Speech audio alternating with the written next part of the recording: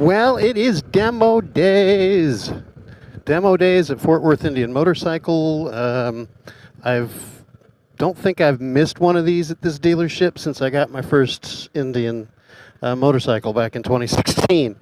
And for the last few years, I've volunteered as an escort rider. So this demo was scheduled for last month, but it got postponed or canceled because of the pandemic.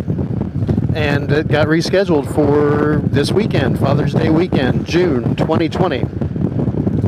And they've got the big demo truck, and one of the things that I saw from a social media post was that they are offering the Challenger Challenge, and I'm going to take that today if I can. And if I can't, I'll try again tomorrow. I'm working both days of the demo. I just had to take out those two specific motorcycles. They've got a Harley Davidson Road Glide on their Indian demo truck. That's how confident Indian is in the Challenger.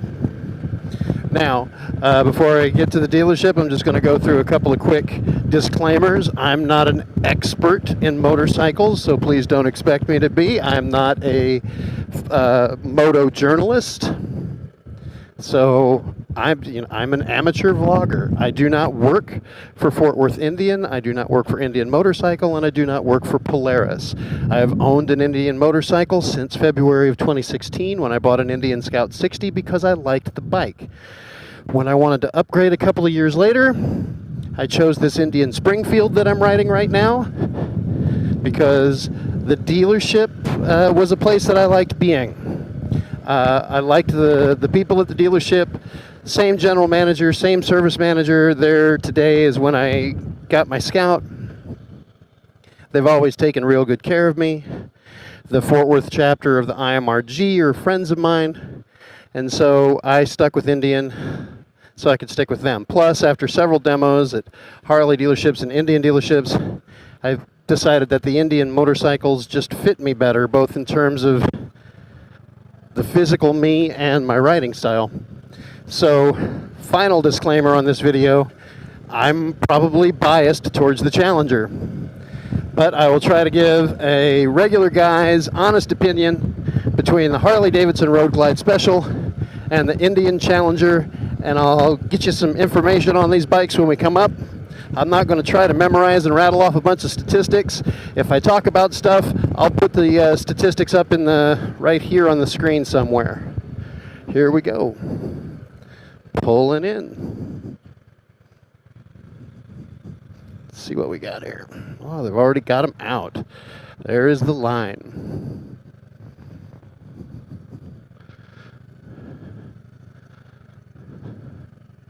Oh, it might be hard to get on the Harley. They've got it buried. All right, so full disclosure, when I said yesterday I was going to be doing the Challenger Challenge, I did it. But then when I got home and I looked at my footage, I noticed I'd bumped the adjustment on my my Sena 10C camera, and everything was tilted. So rather than subject you guys to a bad Batman movie, I'm just going to re-record my thoughts while I am on this 2020 Indian Challenger Darkhorse from my ride yesterday, and I'll cut in some stuff from the ride with the Road Glide and some of the rides I took on Challengers yesterday as we're going. All right, so this is the newest bike from Indian. They came out with it in November of 2019. It is a fixed fairing bagger with a liquid-cooled 108 cubic inch engine that they call a Power Plus. It is geared for the performance bagger segment with an inverted front fork, big Brembo brakes on the front, and an adjustable Fox monoshock in the rear. Monstrous saddlebags for storage. The seat has a nice lip for the rider. So, I mean, it's available. You can get a rider backrest, but I don't even feel like I'd need it on this bike. That lip is big enough. Because of that, the seat's really comfortable. And Indian is so confident in is so confident in the design of this Challenger that they're making no bones about the fact that they made it as a direct competitor to the Harley Davidson Road Glide. That they have brought along a brand new Harley Davidson Road Glide Special on their demo truck for people to take out and do direct comparisons, and they call it the Challenger Challenge. Get rid of some of the wind here. One of the things I noticed yesterday is in my footage, I could do freeway speed with the windshield up and not get a whole lot of wind noise in my mic, and so I was not narrating this part of the ride yesterday. And right now I'm doing about 76 miles per hour. Hey, go over here on the ride command.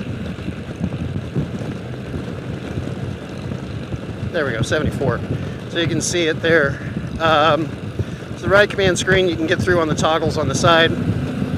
One of the advantages of the Challenger's layout, we're getting a little bit of rain right now, is that compared to the Harley Davidson Road Glide, the screen is on the bottom and closer to the rider, so it doesn't take as much of a reach to get to the screen on the Challenger as it does on the Road Glide.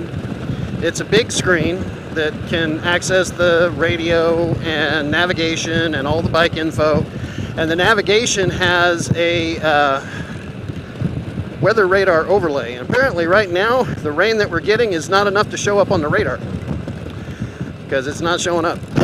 But it's showing up on my visor. That would have been nice to show. All right, pay attention here on this corner.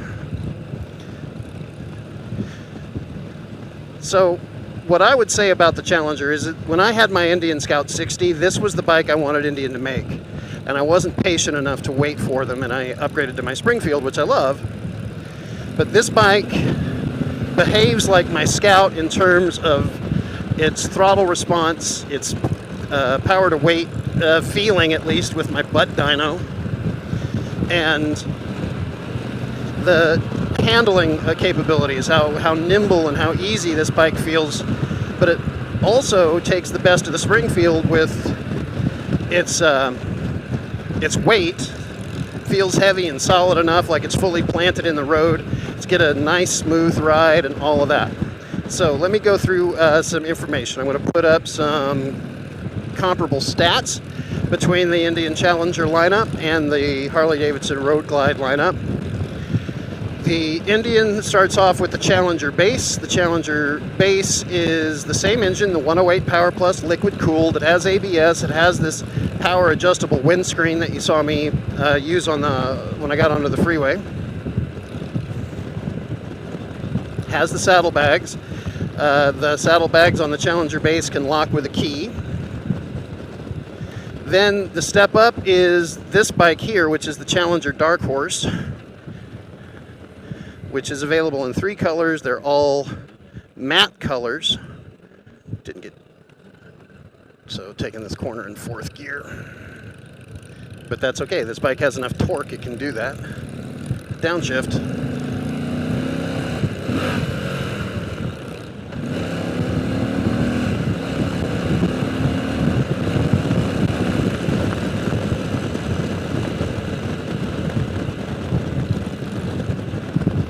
All right, so there we go.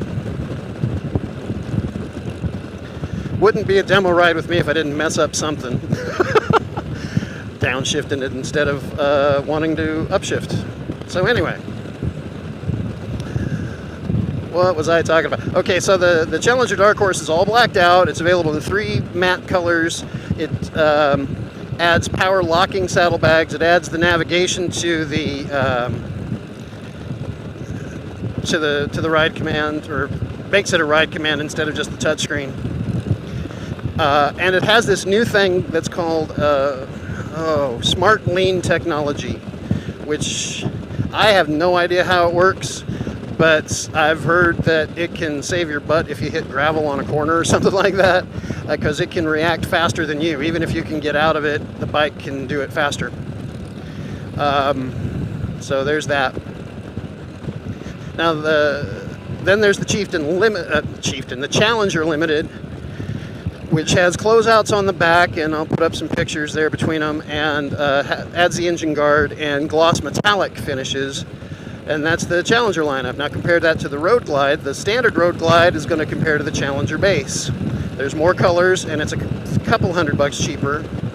Then you go to the Road Glide Special, and that's going to be comparable to the Challenger Limited.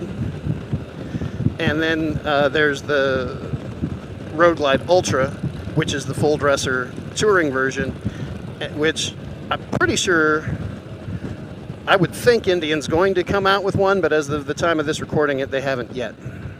Does not exist yet.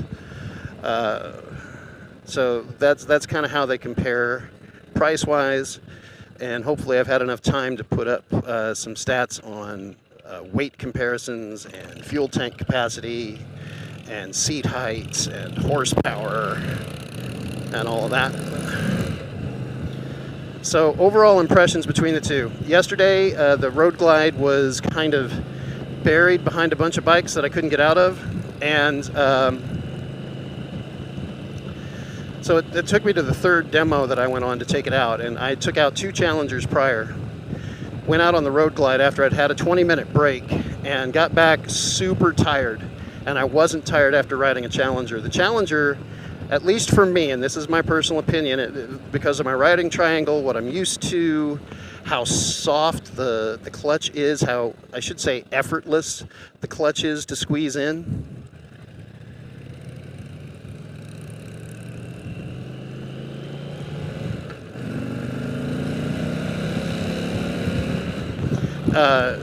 And the seat, the way it's laid out, and the suspension soaks up bumps. Coming up in a part of the road where there's a pretty nasty bump, and I'm going to show you that. Here's the Challenger. Whee! Soaked that bump up real easy. And here's the Road Glide. And one of the guys said that this has a lower suspension than the standard Road Glide. Oh man, I just took all of that bump in my tailbone. And the clutch on the Road Glide Special is a hydraulic clutch, but took so much effort to squeeze it in that catching a couple of red lights, my hand was just hurting, super tired, worn out. And you know what? Props and kudos to all you Harley guys that take Harleys across country and commute with them in the city. You got to have all kinds of strength in your clutch hand, and you know what? Kudos to you. I don't have that.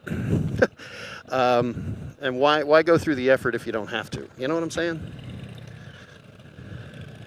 And the clutch has got such smooth delivery on this bike.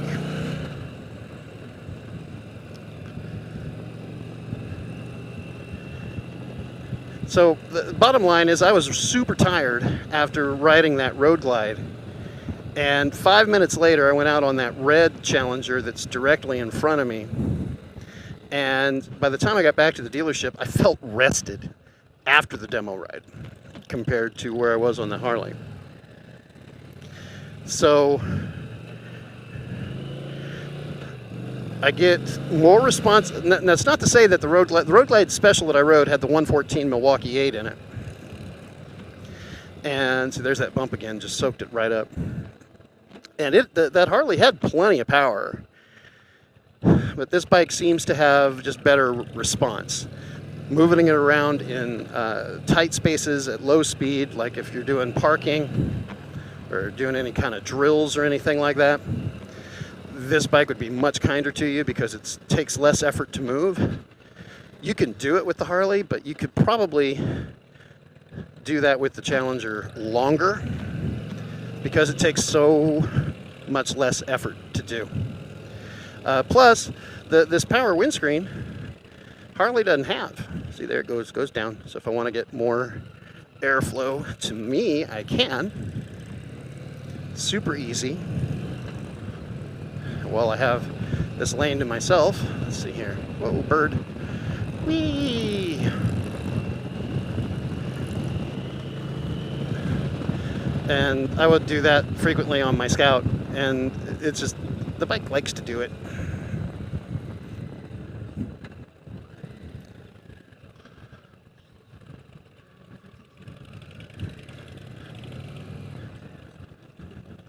So yeah, as far as the Challenger Challenge goes, I rode the 3 Challengers that are here, which happen to be red, white, and blue. 2 of them are limiteds, one's a Darkhorse, and I rode that Harley right there. And the Challenger, to me, wins out hands down. Now, like I said in my intro, I'm biased, but that's what I got for you. So check one out. You might like it. Now watch this, see if I can get this kickstand on. Just click, and down it goes. Then we'll do a walk around.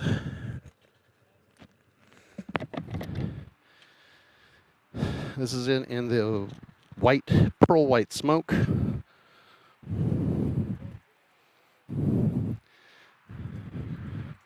This is the limited, fully decked out.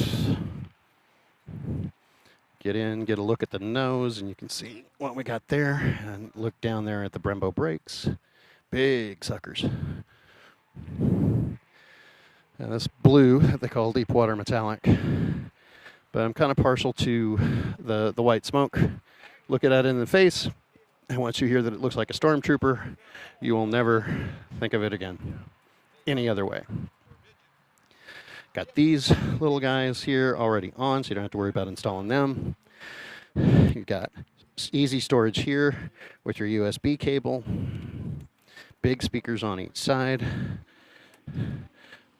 Big saddlebags that are power locking on the limited and on the Darkhorse. Got extra storage over here. Got a spot for 12-volt power there. Big saddlebag on this side. There's your key fob. So, and let's see, you got speedometer here, tach, displays the fuel gauge, trip odometer, and your ride command screen. Gonna see if I can get in there, let it turn on. It warms back up. While it's doing that, your right control pod, got your start stop, your cruise control, easy access with your thumb, windshield control, no stretch at all. I mean, I can get those super easy. So, now I got the radio on that other one up there. So, boom, boom, boom, boom, boom. So there's the radio. And, well, no, that was me. So we go through the ride command system there. Over here you've got horn, brights, turn signal, hazards, controls for the radio that I need to learn how to use. You get down into the front, big radiator, easy access to the oil filter right under there, so if you do your own oil changes. Standard with passenger pegs. You can get those upgraded to floorboards if you want. And this is the seat that I was telling you about, and that big ridge on the seat that holds you in. And a short antenna that I haven't kicked yet. So there we go. So yeah, as far as the Challenger Challenge goes, I'm a big fan of the Indian Challenger. All right, guys, I'll see you on the next one.